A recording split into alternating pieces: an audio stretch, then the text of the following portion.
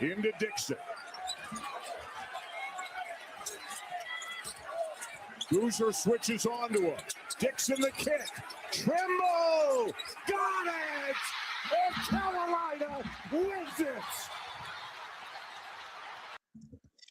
As if we needed something to help us get back into the swing of things, welcome in, ladies and gentlemen, to another edition of All Access AM. I am Billy Embody. Happy Super Bowl Monday. That day after the Super Bowl should be a national holiday, but we are here with you guys to get back at it after a much-needed week off for the podcast, our first full week off since we started this thing back in October. So thrilled to be back with you guys on our live stream. We appreciate you guys being with us Monday, Wednesday, Thursday, 7 to 8 a.m. Central, 8 to 9 a.m. Eastern time for this week. Next week, we make the move to 8 to 9 a.m. Central time, 9 to 10 a.m. Eastern time. We think based on what we've seen from our live streams, we've done a couple in the 8 to 9 a.m. Central time hour. We think you guys will get a little bit more interactive, maybe while you're sitting in your office, maybe for some of you that are on the commute.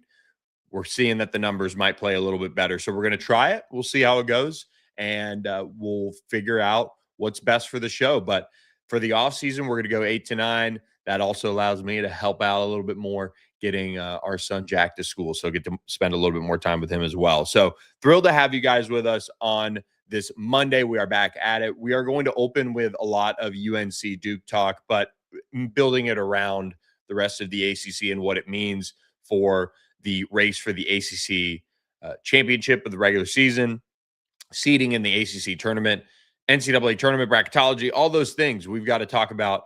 And we have a week's worth, but it feels like a mountain's worth of conversation to talk about on some other topics too. I mean, my notebook is full.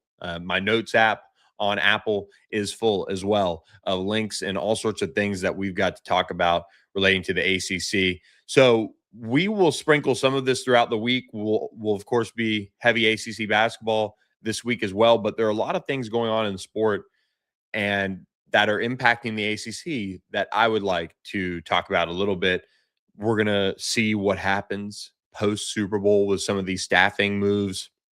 Maybe more ACC assistant coaches on the football side of things might be moving on to the NFL.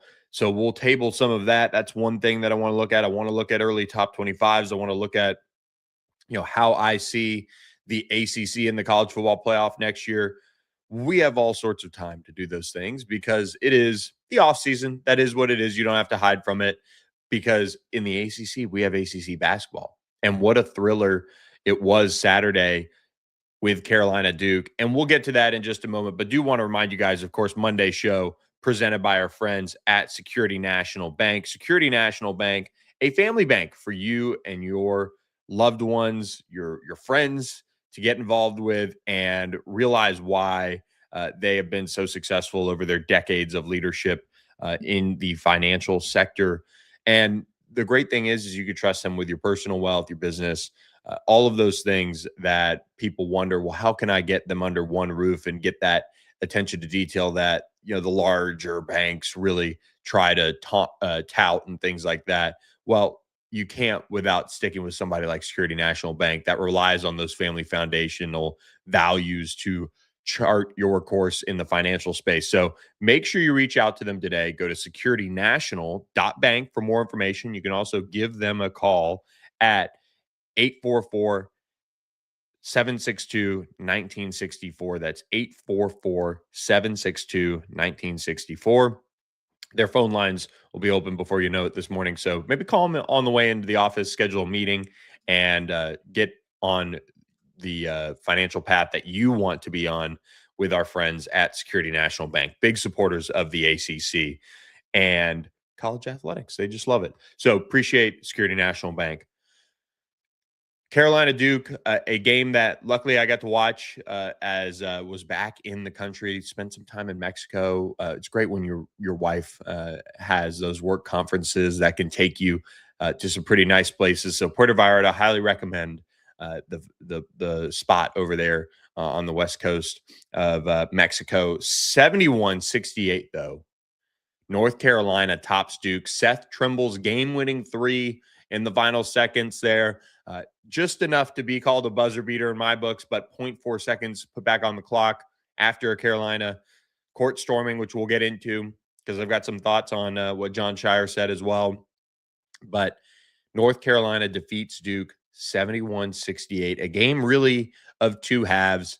But I want to start with Seth Trimble because on this show, and this is not, but it's probably going to come off as a slight to, transfers and different journeys and players that move around a bunch in different schools. But I still love when we have college basketball, college football, all other sports players that stay the course for 4 years. And even through the ups and downs, even through opportunities taken away from you and that you have to earn back, they stick with it because they want to be somewhere. And then they get rewarded for moments like Seth Trimble had against Duke Saturday night. Hits the three to win it. Just a incredible moment for him and I'm sure his family, and one that he'll always remember, being somebody that,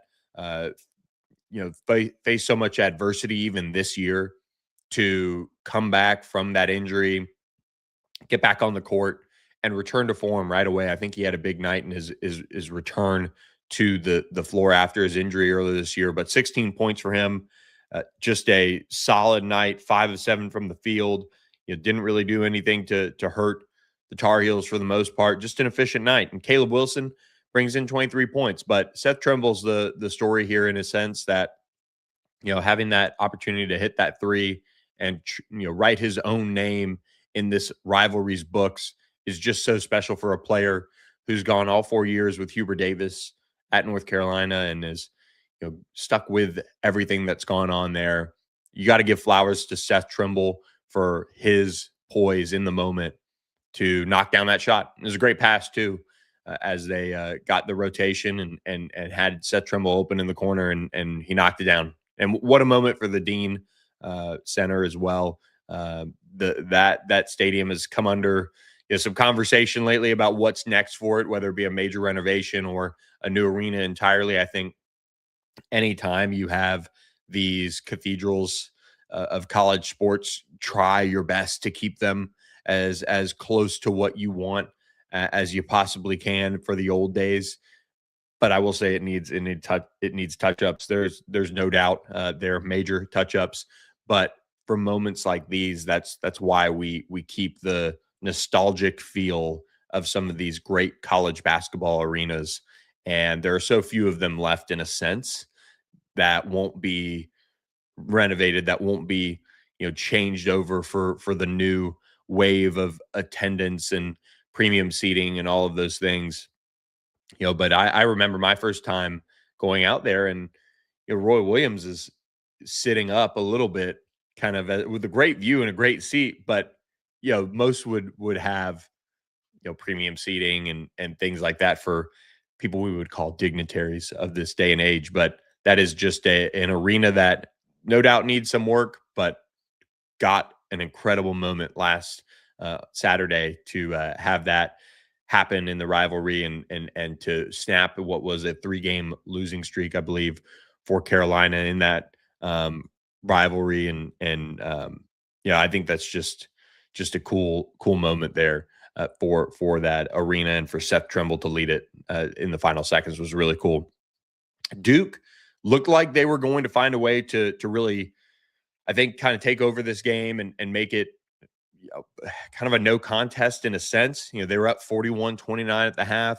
You're sitting there in a precarious spot. They finished the first half really strong, and we're kind of, limiting anything North Carolina wanted to do in the paint pretty well. But, North Carolina didn't back down in the second half, and they shot 60% from the floor in the second half, which I thought was impressive to kind of turn the wagons around there, and then went on a 13-4 run over the final however many minutes it was, 5 or so, to get the win. Really impressive stuff from Hubert Davis and his coaching staff to get that done for his team and to find a way and to get that on track. And here's what Hubert Davis said about Seth Trimble after the game and that game-winning shot. Quote, he was the one, because during this time of NIL and transfer portal, having a kid as accomplished as Seth to stay at one school for 4 years, that shot was made by the perfect person at the right time. He's deserving of being remembered forever because of the commitment and the devotion that he's made to his teammates, to this program, to this university, to his community. Couldn't have gone to a better person. I'm so proud and so happy for him. That's Hubert Davis on Seth Trimble. And I think somebody that obviously gets it and understands why you really try to retain key people like that for your program. And it is for moments like that. It's for experience in the rivalry. It's for that meaningfulness of the rivalry for somebody on that roster, and a roster that went out in the offseason and certainly needed to be upgraded, certainly needed to be addressed and to be brought back to the level that it is now. A team that has a shot at an ACC regular season championship. They're on the outside looking in at 7-3 in league play as a whole, but still sitting in a situation now where they could do it. They could make it happen. They've got to go on a tremendous run over the final however many games remaining here as they sit 2.5 games back. But they have revamped this roster in a way now where this is obviously a signature win. They're going to make the NCAA tournament, barring a collapse of sorts here down the stretch. They're 14-0 at home and have been able to pick up some key wins here. They haven't been perfect at the same time. They're a work in progress still, but they deserved that one, and the execution down the stretch was really impressive. Duke, though, you can't hang your hat on this as a loss where you want to overreact and do all those things, because Duke was able to do a lot of things that they normally do very well. They just didn't finish. You get that in a rivalry game at various moments. I think when you see what Duke has on the floor game in, game out, you've got to still trust them as a 1 seed. We'll kind of get into some bracketology stuff in just a moment. But that is a team that I think just ran into an opponent that was highly motivated, was certainly ready for the challenge, and had seen maybe some cracks in Duke's play here and there throughout the ACC play. I think you look at a kind of common opponent with Duke and North Carolina, SMU going into Duke and playing them really tough without a Boopy Miller. I think when teams watch other teams play without best players and have success in a sense, even though SMU didn't come out on top, North Carolina probably watched that film and figured that they could find a way with all that they have. I mean, Caleb Wilson wasn't able to go nuts on the glass in terms of dunking the basketball on Saturday, but still had a successful 23-point outing. There are different ways you can go out and beat teams, and North Carolina found a way to do that against Duke. But there are key moments in a game that if you don't handle them the right way, you're not going to come out on top. And in a rivalry game, it's so important that when it's crunch time and the game is still in the balance, I saw this a couple times over the weekend where it can go against you. And they were up 7. Duke was, a few minutes left, and they just didn't, get the execution that they needed to. And when you let teams hang around and you let teams go on a little bit of a mini run to keep it close, you open yourself up for allowing that other team to have confidence to say, hey, we've gone on a little bit of a mini run. We need one now. We know what we need to do to execute in that regard.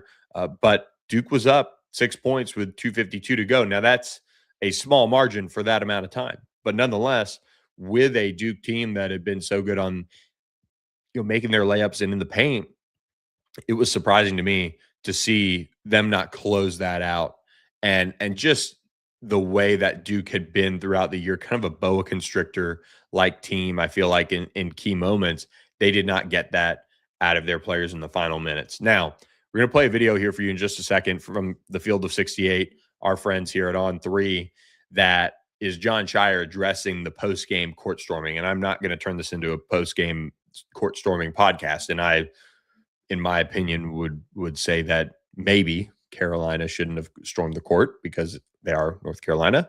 But I get it in the moment in a sense as well. That said, John Shire said something really peculiar, I think, because we've now been 2 days here, and who knows, maybe they're going to have a press conference on Monday, and maybe on the ACC coaches teleconference, we'll hear more about this, how the staff members are doing and such. But here's what John Shire said after the game about the court storming and what happened to some of his staff members. Any questions about the game? For me, it's hard to talk about the game when I was most concerned just for the safety of our players after the game. Like, I don't want to make it about that because Carolina, they played a great game to win, and that's a heartbreaking loss for our team. You know, I got staff members that got punched in the face. My family pushing people away, trying to not get trampled, and that's not what this game is about. And you give them all the credit in the world. It's not about the game, but obviously that was a scary ending, and this rivalry is not about that. As far as the game itself, what we saw is something that North Carolina is going to handle swiftly.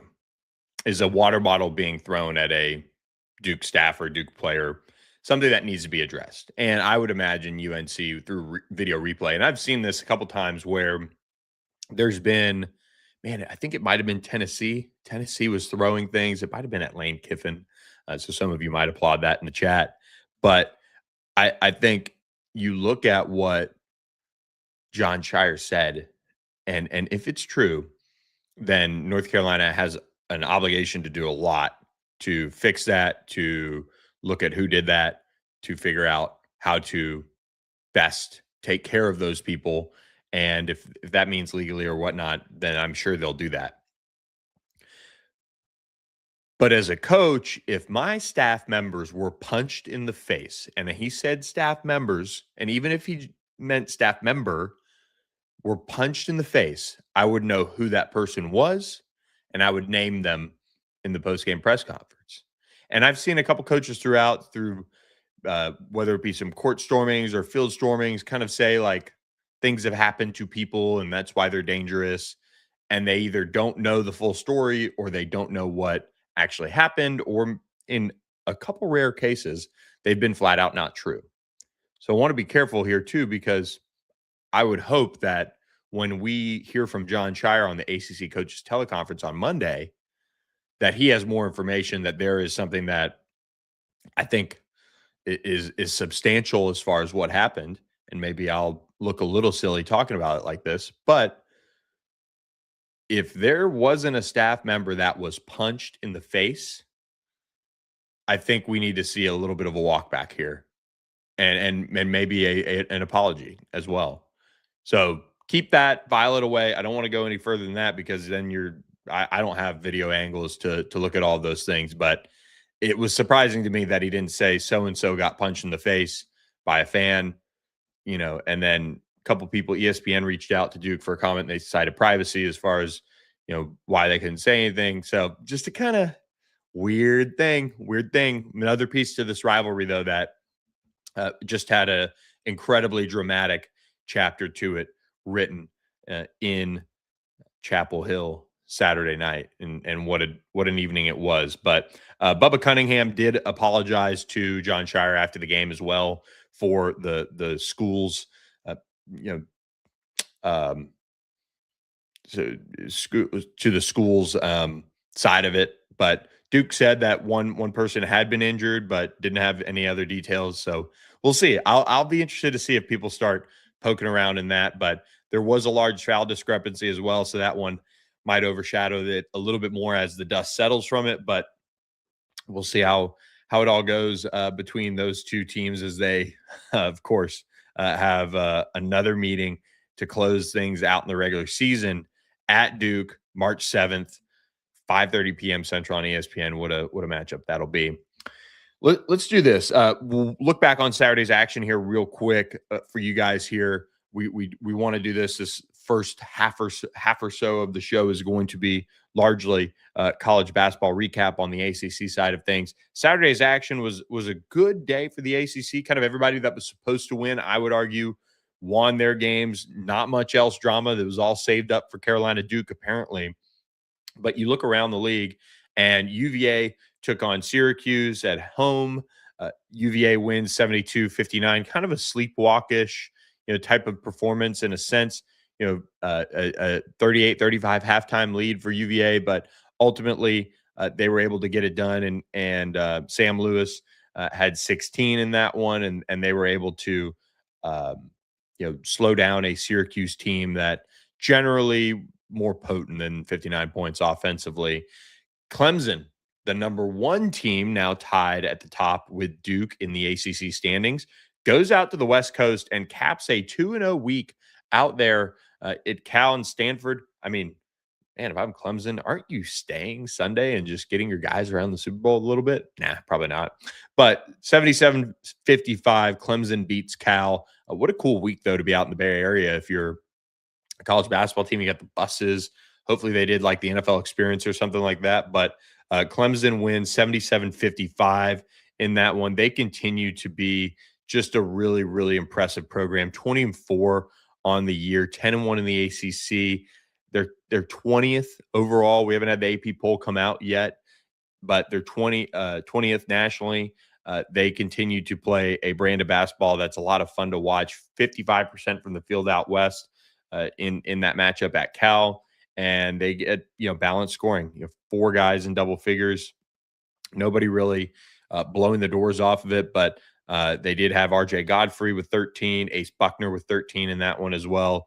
And Justin Pippen led all scores with 19 as Cal falls to 17-7 and 5-6 overall in ACC play. Then you get to Louisville heading on the road to play Wake Forest, which a lot of people wondering, is this the end of the Steve Forbes era out there with the Demon Deacons, who now sit at 11-12 overall, 2-8 in ACC play. Cardinals now 17-6, 7-4 in league play.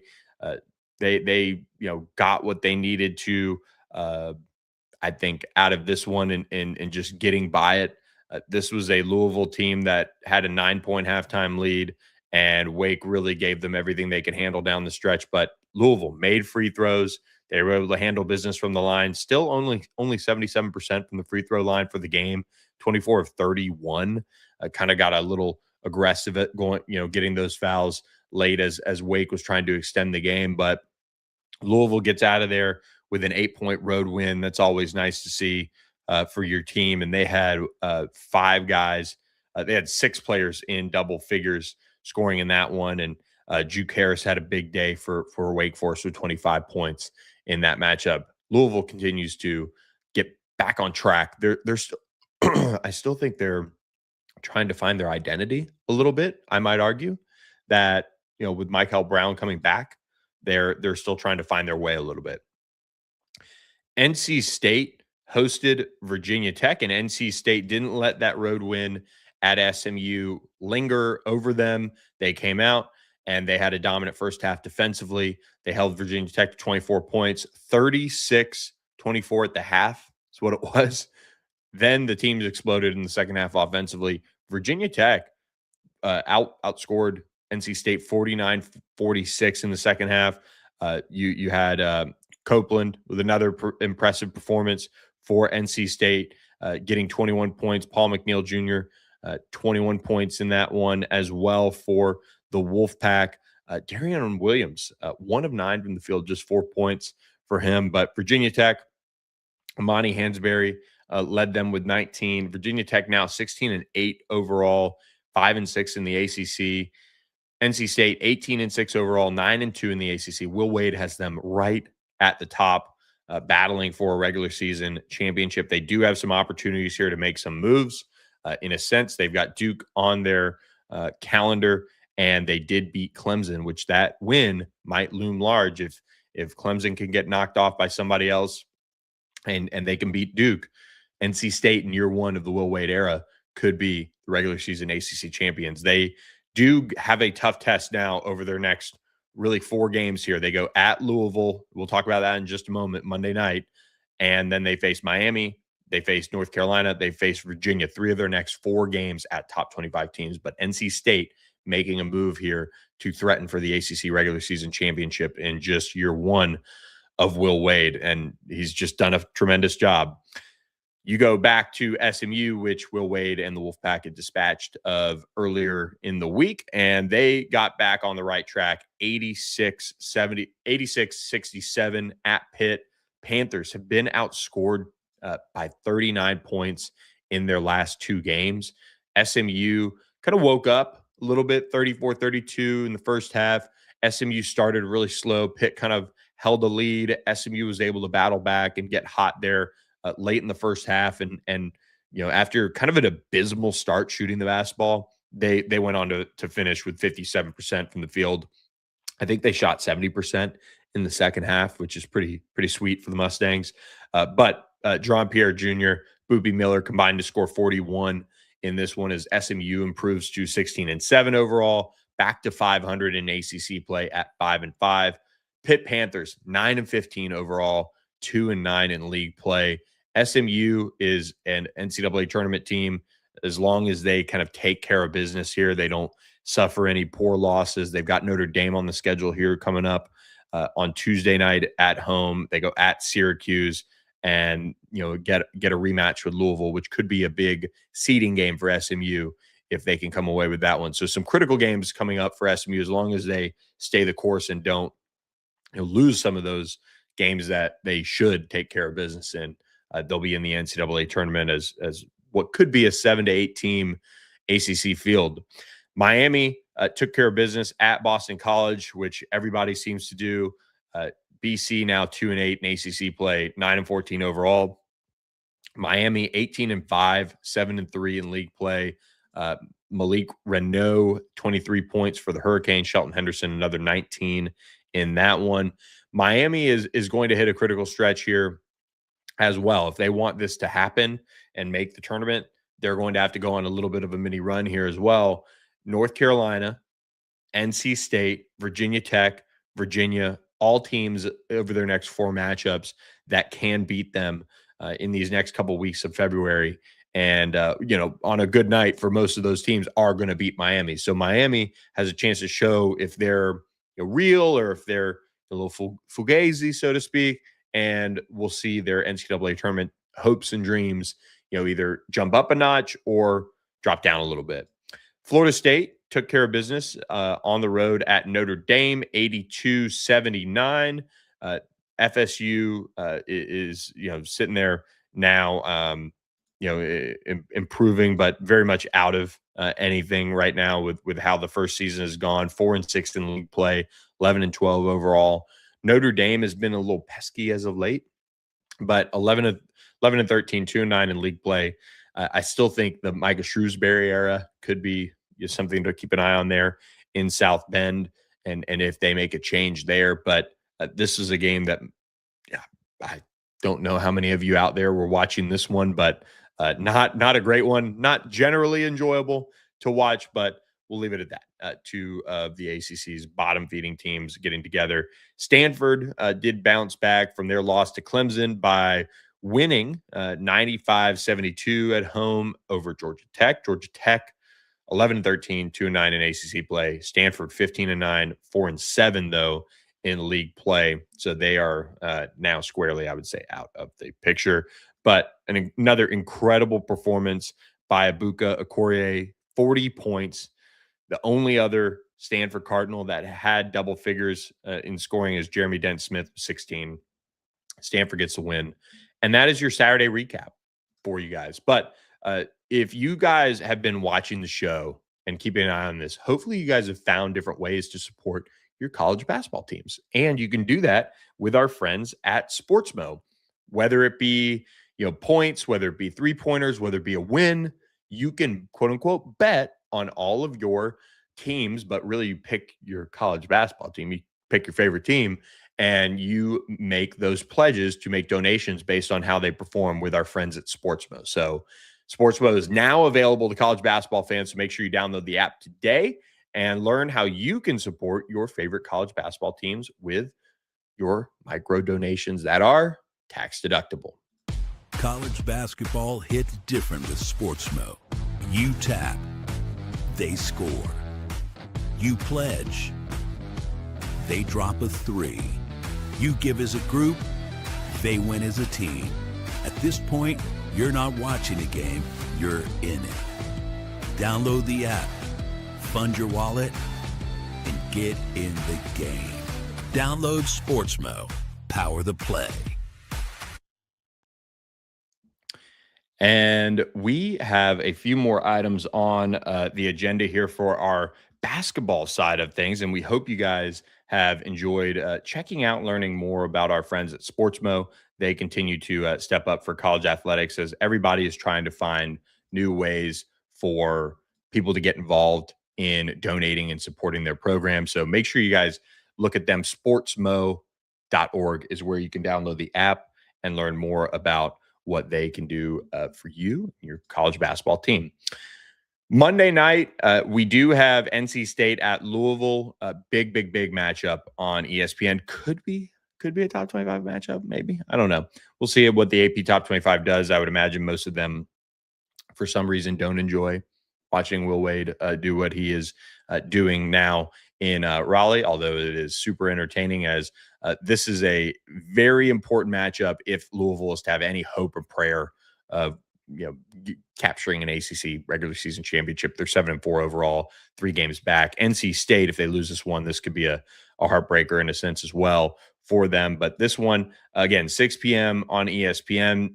Tuesday night, we got North Carolina at Miami, 6 p.m. on ESPN. Got to make sure if you're the Tar Heels that you don't falter there after a big emotional win Saturday night.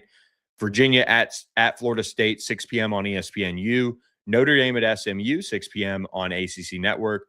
Duke at Pitt, 8 p.m. on ESPN. Man, you got to feel for Pitt in that one. That could be really ugly. I would not want to be in the way of the Duke Blue Devils. But as we look to bracketology, according to On3's James Fletcher, our friend of the show, who we'll have on later this week, still has Duke on the 1 seed line for the NCAA tournament. And the Blue Devils are among the group that includes Arizona, Michigan, and Iowa State now in the latest projected bracketology.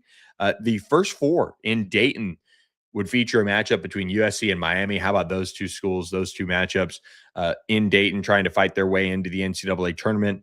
So Miami still on the bubble on that last 4 in line there. And then you get into the West region in San Jose, Portland, North Carolina. That is where they would be against Stephen F. Austin out of the Southland Conference. You then continue down the line as we look at the South region.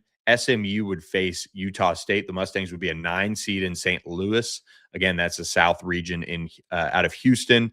You look at if Miami wins in that 11 seed matchup, it would be a trip to Buffalo right after that to face BYU. Quite the matchup there.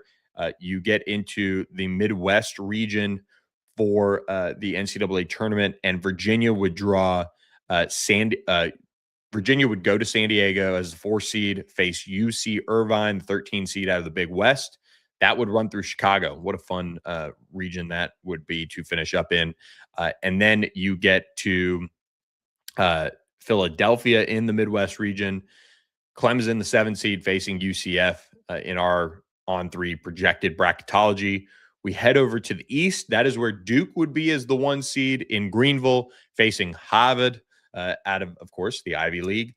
And you look at the rest of that, you would have another ACC school in Greenville, Louisville facing the winner of Texas, San Diego State, that 6-11 seed matchup there. And NC State projected 7 seed to Buffalo out of that East region. So that is 3 ACC schools in the East region, according to On3 bracketologist James Fletcher. NC State would face Wisconsin, and that is all the bracketology. So quite a few ACC teams in the latest round of bracketology for On3. Projected AP Top 25 rankings, Duke at number 6 after their loss, North Carolina moving into the top 10 at number 10, and Louisville sticking at 24, Clemson at 19, moving up a spot. So Virginia at 15, they were at 18 last week. So all sorts of changes across the kind of bracketology and top 25 and all of those things. So we appreciate you guys following along as we continue on the ACC basketball side of the pod.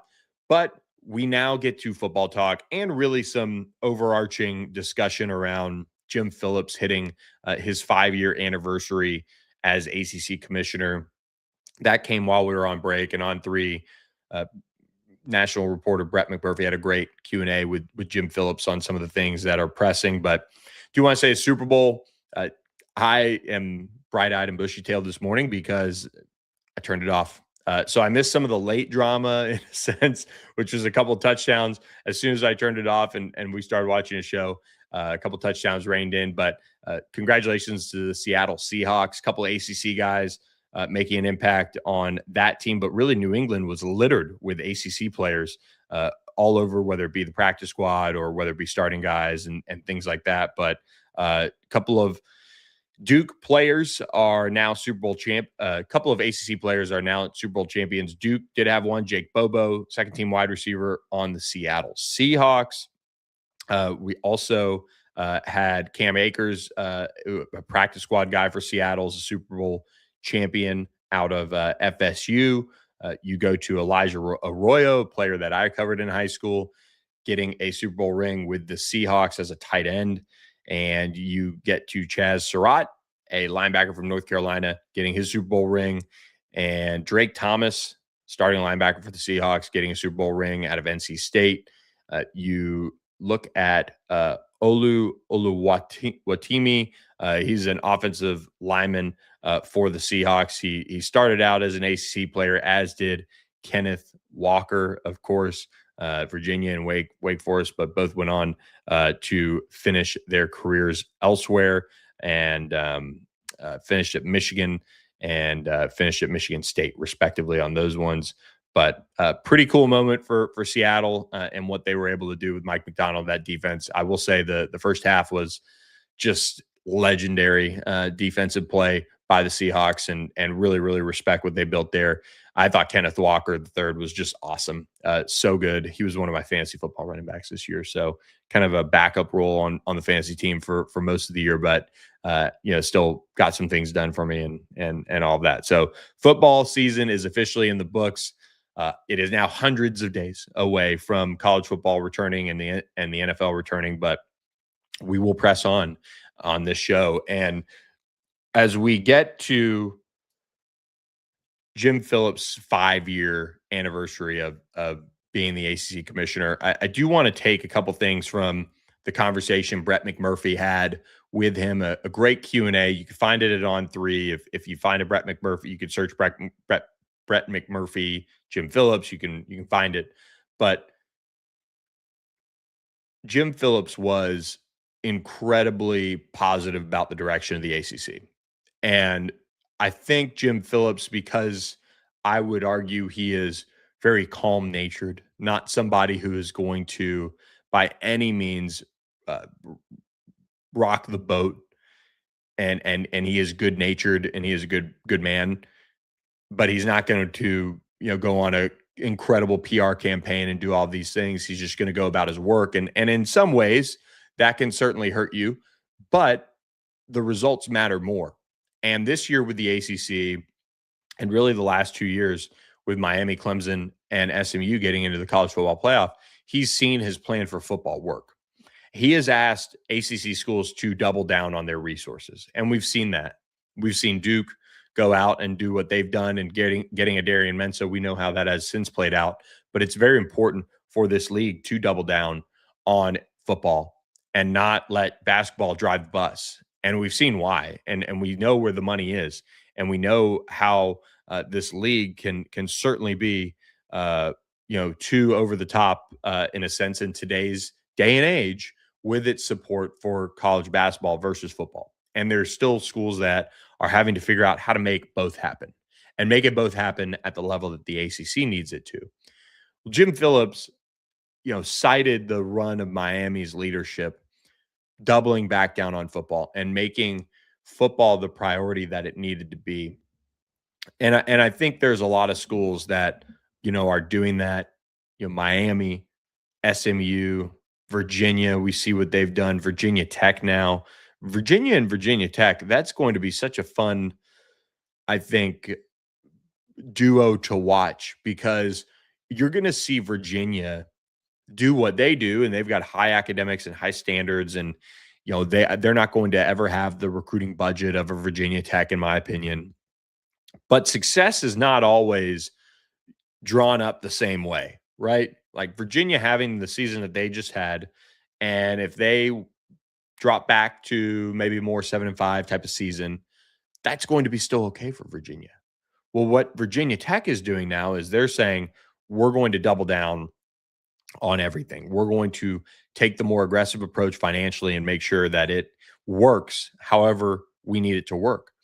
And they're going to see their team end up in the top 25 of recruiting rankings, which they did, as James Franklin and his staff did a great job assembling a recruiting class late to get that done. But that's the type of investment over at Virginia Tech that Virginia now has to eye and say, okay, we just had this great season. Now we've got to figure out how to be above our rival. We've got to continue to get to that level. And that's where it's kind of a flywheel type mentality when you see schools around your conference double down. Now, like as Jim Phillips said, quote, it's been a conscious and strategic decision to provide more resources to develop our plans for branding, marketing, how we use the network. And I think this year is reflective of that. There's so much that is working from the ACC side to pump football, and schools are watching each other pump football. And that's a motivating factor. Like, I think what Cal just did to Stanford and beating Stanford beating Cal revitalized that program to another level where they're now going after it with Tosh Lapoy, and they've got some momentum with JKS out there. And when you see a North Carolina kind of double down with the Bill Belichick and they make a change at coordinator and they are trying to figure it out, NC State is a school that needs to kind of be dragged along. We've seen the investments at Georgia Tech. We've seen the investments in Miami, of course, and you're going to see these schools kind of pop up here, there, this and that. And it's all a competitive environment now in football, where I think some schools, and there's a couple out there that still need to figure out certain things. I'm looking at you, Boston College. I'm looking at you to an extent, Syracuse, that need to go to that next level.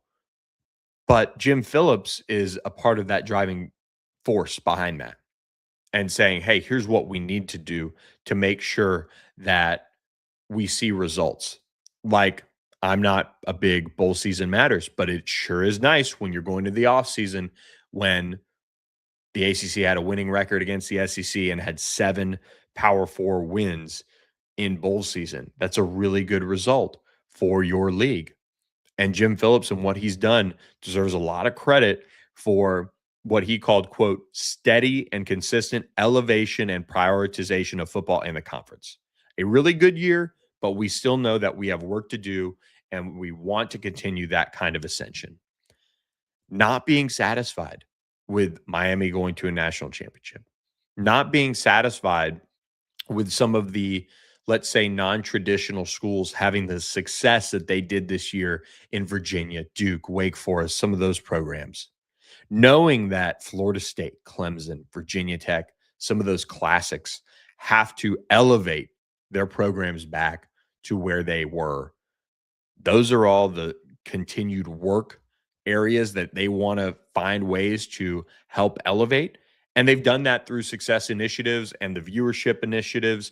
Those are all opportunities for programs to get more money to maybe, if today's day and age of college football and really college conferences stays what it is and everybody just negotiates their own TV deals, those type of things are, on the table to really help keep the ACC strong. And, I think there's something to that. We'll see how all of this plays out, with conferences either growing or, renegotiating TV deals and what all that looks like in 2030 and as that approaches. But for the ACC and what they've done, they have said, hey, we're going to grow revenue, and we have. That's 56% growth in revenue over the last 5 years without a change in a TV agreement. I think that is really, really good partnership for the league. So, and that goes from the league to their members. It's a precarious spot still, because just this is college athletics.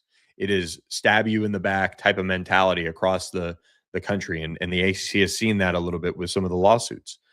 But Jim Phillips has done a terrific job here navigating these choppy waters, and they continue to find ways to innovate. I would like to see the league take a little bit more of a brash approach in certain scenarios, which we saw with Miami and Notre Dame. But I mean, in terms of how they market the league, I think it is just needs a little bit of a juice push there from some sort of avenue. And I'm not sure what that looks like, because again, you go back to Jim Phillips and what he said, consistent elevation. And it's just a league that is consistently kind of churning the wheels in the right way, and they're seeing success because of it. I don't know if that is just the way. And next year we see Virginia Tech pop off and Clemson get back, and Florida State, who we'll talk about in a moment, get back to these crazy levels, or if it needs a little bit more of a push marketing sense that is not uncomfortably forced, like, let's say, having a wrestling title belt as your championship trophy, or something of that nature, or having a commissioner that says you should have 7 teams in the college football playoff. But there's a happy medium, and I think Jim Phillips is looking for that as one of the next steps for this league, and how to elevate it outside of just having these college athletic programs build the right way that you would hope they would, and still represent the ACC's values, which are, I think, one of the more original group of models of what you want college athletics to be. You want the pageantry of what we saw at North Carolina Duke in basketball. You want the ability of a Virginia Duke championship game. Although the tiebreakers are getting fixed, they need to be fixed. But you want this kind of competitive balance that is real and isn't forced. That is what the ACC is working towards, and it should be commended. So just wanted to kind of share some of the couple notable things. There's much more on Jim Phillips's 5-year anniversary from that Q&A with Brett McMurphy of On3. I thought it was just brilliantly done. Some really cool questions and good answers from Jim Phillips in there. The college football playoff is staying the same. That is because the Big Ten and the SEC can't agree on what to do. Kirk Herbstreit, though, did an interview, and this is where you want to talk about forced. I think this is really, silly in one sense, because on one hand, Kirk Herbstreit was absolutely right that I think the NCAA and these conferences, they need one commissioner. But here's the problem. You have way too many schools to have one commissioner that can veto what the college commissioners or the conference commissioners want to happen. So there's one angle there. I do agree there needs to be one voice that leads college athletics in the right direction. I mean, I think an Oliver Luck would be a terrific choice for something like that. But you do have some really interesting thoughts here, where he says there also needs to be a breakaway from the Power Four and from the Group of 5 or Group of 6. And I just don't agree with that. I don't think that's good for college athletics. I don't think that you have these programs that in the Group of 6 are dying to be, in some cases, Power 4 programs, and they're trying and they're doing everything in their might, and they're spending at a disgustingly crazy level to try and do it in some cases. That's good for the game. That's good. And you have fun stories like, Tulane and James Madison and these programs that you get opportunities to actually play Power 4 opponents. And that helps fund your athletic department, number one. But I was surprised to hear Kirk Herbstreit calling for a breakaway of Power 4 and Group of 6. Now, I think the college football playoff has an opportunity to create a separate playoff for Group of 6 that would get them in and kind of create like a little 12-team playoff, let's call it. and leave it at 12 and have the top 12 teams in the group of 6 kind of battle for that type of a trophy. And I don't think there's anything wrong with that. But as far as a pure breakaway, I don't want in my college football soup of mess that we've got. I don't want the same big brands being able to play each other and that be it. I think you've got to have a way to have these group of 6 matchups that serve a purpose in their own right. Like, do I think FCS teams should play Power 4 schools? No, I think those FCS schools should join the FBS level and then play those games. And if we need to have 140 something schools, that's okay. But to have just a Power 4 level of what would that be, 70 something schools, I don't like it. I don't like it. I think it's a scenario that just creates this kind of, I don't know. I like the idea of college athletics having those games where the fans can come back to their school in September, or in some cases October and November, and have a game against a group of 6 opponent, and it'd be kind of a nice relaxing weekend on your college campus. I don't know. Some of those games still serve a purpose. So that said, I love the idea of 10 Power 4 games on your schedule. And I think that's a very realistic opportunity for colleges around the country to do. And most are doing it. The ACC is doing it. A lot of these college conferences are doing it. But I just was surprised that Kirk Herbstreit was calling for a breakaway. So not just kind of an icky feeling. I don't know if Kirk has as much of a pulse on college athletics as he did in the past, because he now shares so much time with the NFL doing that Thursday night game. And I'm just being honest. I think Kirk Herbstreit is unbelievable calling, doing the color commentating and things like that. And I think his view of the game and how the game is played is really strong. I don't think he has the best feel for what is actually going on at the ground level of the game anymore, because I think some of his time is being spent having to prepare during the week for the NFL. It costs him on the back end of it as he's leaving Friday to go show up in whatever city College Game Day is at. I was really surprised to hear that from him. So that was kind of a tail end thought that I saw while I was on vacation, and spending some time just doing some reading as well by the pool, kind of recharging. So maybe we see some changes, but I just don't like the idea of a breakaway. All right. Speaking of a incredible event like we saw, the Super Bowl, what they continue to put on is just a masterclass in owning an entire week.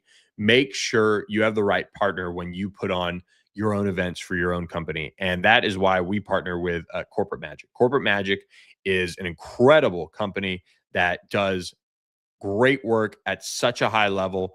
And you might have already been to a Corporate Magic event. You might have already seen some of their work, and their work that is presented in front of millions, or they could be incredible national sales meetings. They can be global broadcasts, and all of those things leave you with a lasting memory and experience, whether it's the dramatic staging, the content, or the precision of the event. Corporate Magic delivers with accuracy and care. So make sure you visit corporatemagic.com to learn more. The link is in our podcast episode description.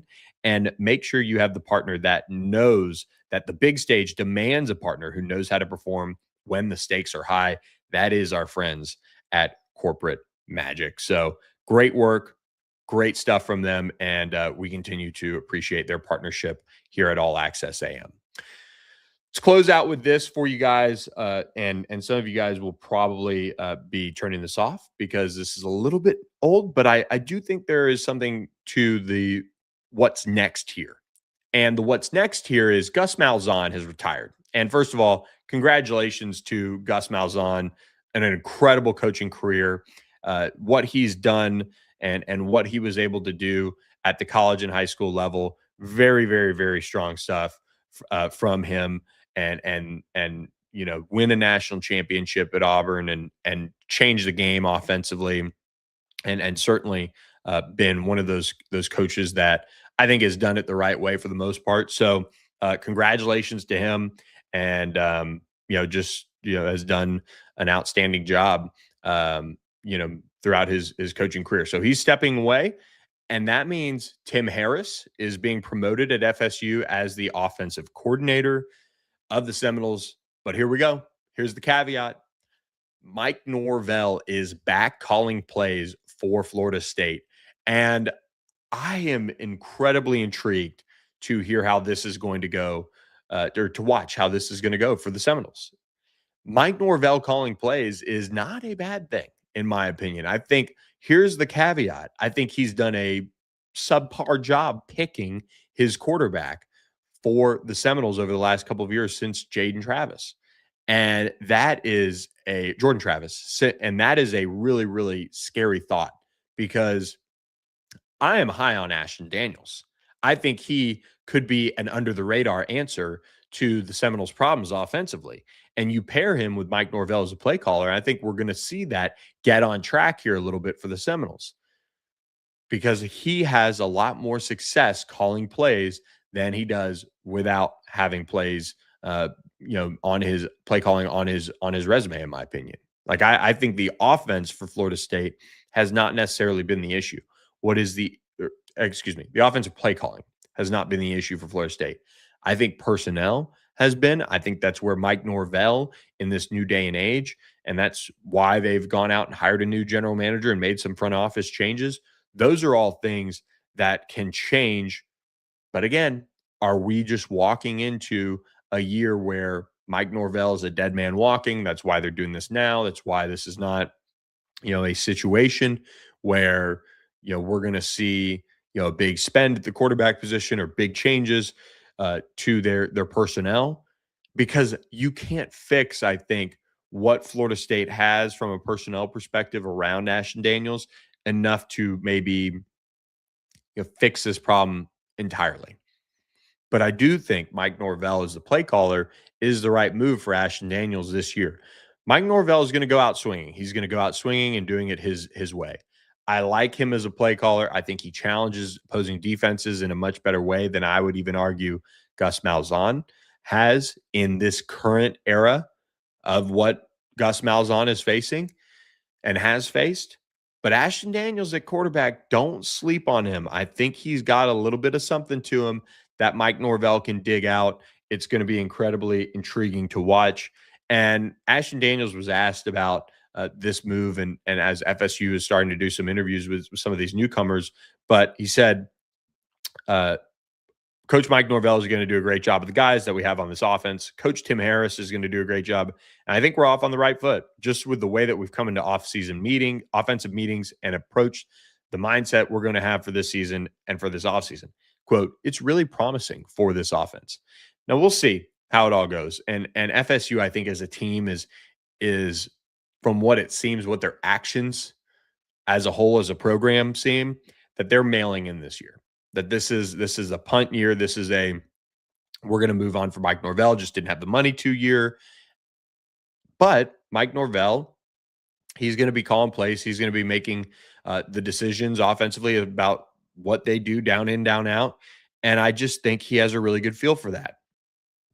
If they can mess around and find out a little bit of juice offensively, and in year 2 of the Tony White defensive era, finds a little bit of a footing after an offseason where we saw a lot of departures of highly touted players from this FSU program, and they can win 8 games, they can win 7 games, maybe it's enough. Maybe it's enough to keep Mike Norvell and find a way to build something through their new front office that becomes a little bit more sustainable. And I think this is a program that has lost its identity a little bit. We'll talk a little bit about budget deficits and all those things, but those are, of course, that's what happens when you have stadium renovations like they did. But this is a program that has lost its way a little bit. I think Mike Norvell calling plays is a little bit more of a pushback to the identity that we've seen a little bit when FSU has had a little success. I think they could be one of the fun stories in the ACC. I don't love it, but I like Ashton Daniels just enough to go out on a little bit of a limb and say they're going to be better than they were last year with Mike Norvell calling plays over Gus Malzahn. This is still a staff that is probably going to be spending a lot of the offseason networking, searching for what's next. And that is always a scary situation to be in when you have a coach that most would have fired after this year or at certain points throughout the year, but they didn't end up firing him. And now that means you have a coach that is viewed as a quote dead man walking. But Mike Norvell is not going to back down from this. I think that's why, in part, he went with himself as the play caller here, elevated Tim Harris to the offensive coordinator roles. But you really have a really precarious spot here. So I think having the head coach in charge of this for this season, when it is a 1-year push to either stay and prove yourself, or you're going to be shown the door in all likelihood, I don't hate this move for Mike Norvell. Go out swinging. But the Gus Malzahn, I think, tenure at FSU wasn't ever going to be something that was going to lead them to greatness. Like, I thought Tommy Castellanos was a good fit for it. I did not love the overall personnel for FSU enough to make this thing happen. And of course it didn't at a high level at all. And so good for Gus to get out while he can in this time and spend time with family. But Mike Norvell, credit to him, taking on his own challenge here and looking for a way to stamp his name into this FSU program for better or for worse one more time. And that is going to be as the play caller for the Seminoles in 2026, which open with a night game.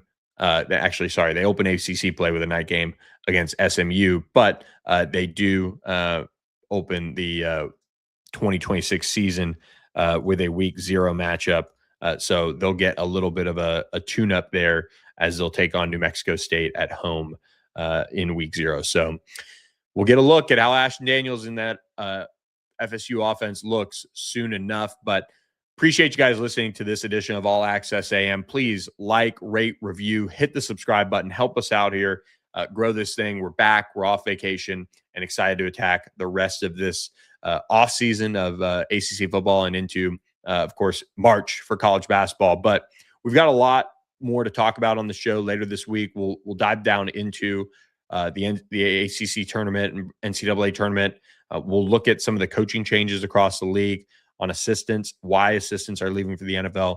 We'll have some special guests on as well. So we'll do all that and more on the Wednesday edition of All Access AM, which is 7 to 8 a.m. Central. This is our last week of 7 to 8. We'll do 8 to 9 a.m. Central starting next Monday. But we appreciate all of you guys for watching on our YouTube channel and being in the chat with us. So we appreciate it. Hope you guys are off to a great Super Bowl Monday edition for you guys with All Access AM. And appreciate all of you guys listening, watching, and more. So thank you, and we'll catch you on Wednesday with another edition of All Access AM.